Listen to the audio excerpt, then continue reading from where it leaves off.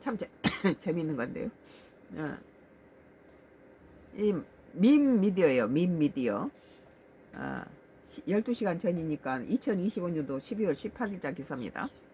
한국군 무전을 훔친 북한군이 무전을 듣다가 깜짝 놀란 이유. 이거 아주 흥미로운데요. 위기 순간에 기발한 기질을 발휘한 공정식 사령관이라는 기사입니다.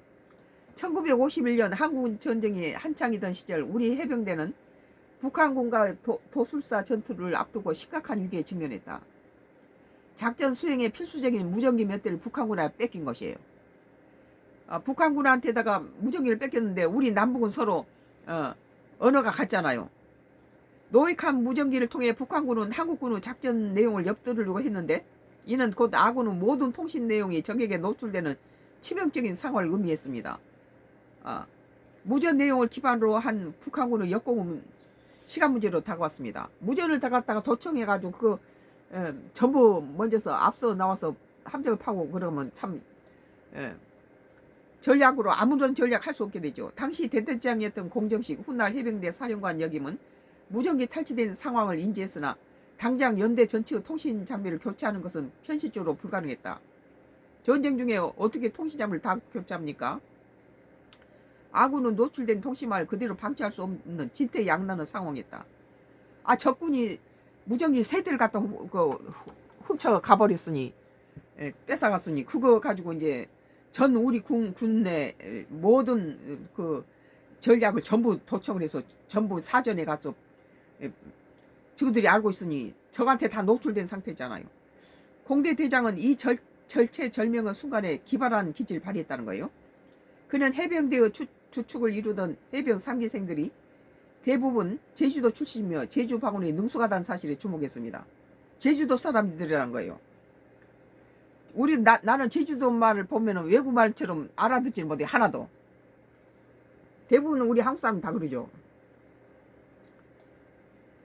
공대대장은 즉시 모든 교신을 기존의 정형화된 군대식 단말마가 아닌 병사들이 평소 사용하는 편한 제주도 방언으로 진행하려는 파격적인 명령을 하달했다.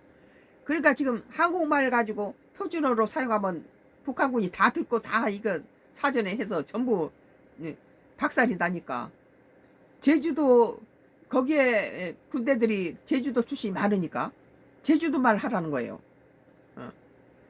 이는 적에게 결코 해독할 수 없는 천연 암호로 만든 창의적인 발상이었다. 참 머리가 대단하네요. 정규 암호 체계가 없는 상황에서 제주 방언이라는 지역 고유 언어 특성을 이용해 순식간에 강력한 보안 체계를 구축한 것이다.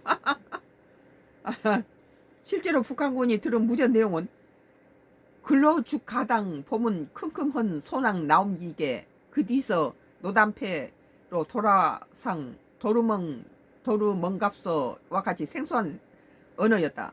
뜻은 저기로 계속 가다 보면 큰 소나무가 나옵니다. 거기서 북쪽 방향으로 돌아서 계속 돌아가십시오 라는 뜻이에요.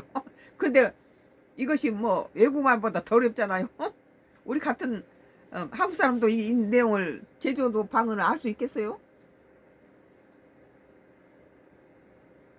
북한군 무전병들은 이게 뭔 말이네 라면서 당할 수밖에 없었고 교신 내용을 전혀 이해하지 못했음을 여실히 보여줍니다. 북한군은 한국군의 작전 의도를 파악하는데 완전히 실패하여 전술적 우위를 상실했습니다. 그 세 개의 무전기를 뺏어갔지만 그 내용을 알지 못했다는 거예요. 결국 이 창의적인 제주도 방언 암호 덕분에 한국군은 정보 노출 없이 성공적으로 작전을 수행할 수 있었고 도수산 전투에서 결정적인 승리를 거두는 쾌거를 이루었다. 한지의 고유 언어를 절체절명의 순간에 군사작전의 성공을 이끈 암호로 활용한 이 사례는 한국 전쟁사의 가장 기발하고 성공적인 임시방편 전술 중 하나로 평가받으며 오늘날까지 해자가 되고 있다.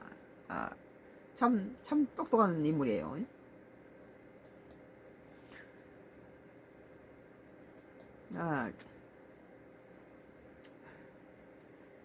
프레시안 뉴스예요.